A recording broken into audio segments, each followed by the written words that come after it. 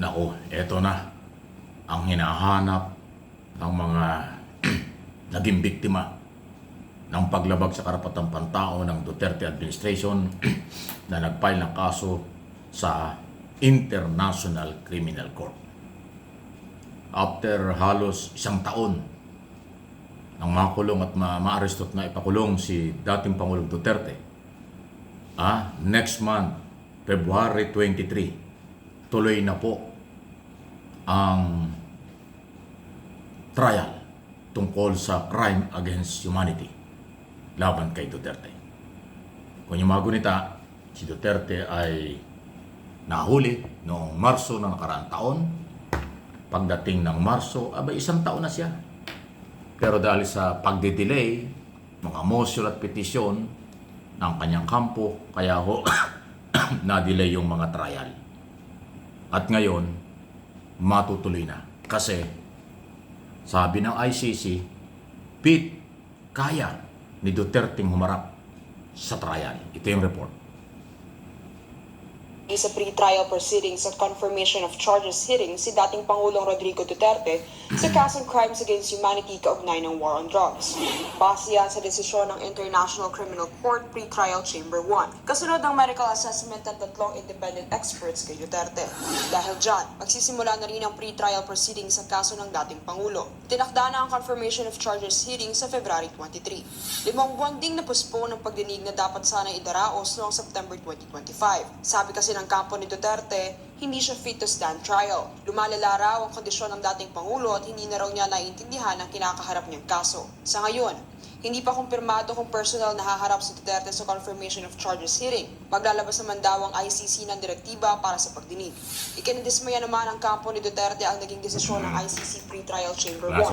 Hindi raw sila nabigyan ng pagkakataong magpresenta ng sarili nilang medical evidence at questionin ang findings ng mga eksperto na pinili ng mga judge. Iaapela raw nila ang desisyon at igigiit nilang pinagkaita ng due process ang dating Pangulo. Sabi naman ni ICC Assistant to Counsel Attorney Cristina Conti sa programang Sa Totoo Lang, pwede naman daw iapela ng kampo ni Duterte ang desisyon. Pero matutuloy na raw talaga ang confirmation of charges hearing sa February 23. Ayon sa patakaran ng ICC, go na itong February 23. Medyo masasabi kong may kasiguraduhan na kasi nailabas na lahat ng baraha Wala na halos akong nakikitang pwede nilang i-pull off at the last minute para ma-postpone pa yung February 23. Nakarating na rin daw kay Vice President Sara Duterte na matutuloy na ang confirmation of charges hearing ni Duterte. I think part naman na siya sa process, no? Madugay na nato na siya gulat. So, ang family, wala pa rin nakadiscuss of the statement. We should come out with a statement. Pero, kunya na lang, namot siguro istoryahan. Nagbabalita mula sa frontline. So, yun ho yung thank you sa News 5, Ayun, malinaw. Yun ang nakakapagtaka. Parang iba yung statement ni Attorney Nicholas Coltman, yung abogado, Duterte. Naaapila pa raw doon sa desisyon na tuloy na yung trial kasi fit naman, kaya ng kalusugan ni Duterte ang pagharap sa trial.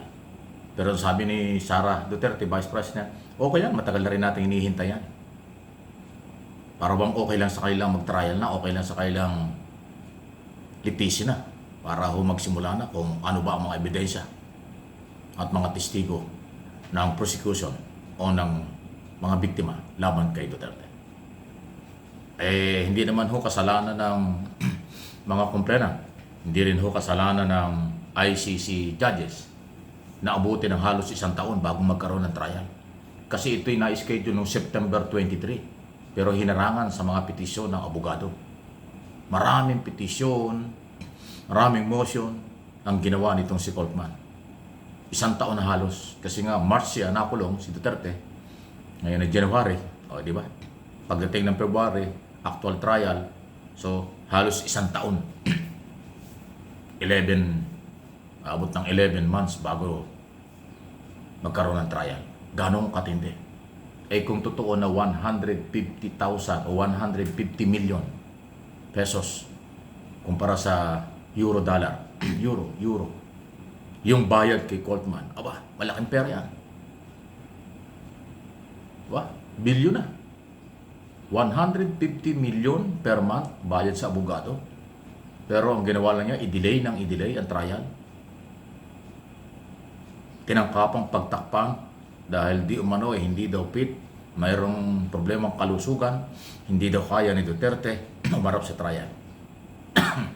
Pero sabi ng mga doktor ng ICC, no, fit siya, kaya niya. Kaya tuloy ng trial. Sabi nga ni Atty. Conte, ang assistant prosecutor, wala na silang nakikita. Lahat ng remedyo, lahat ng proseso, natalakay na.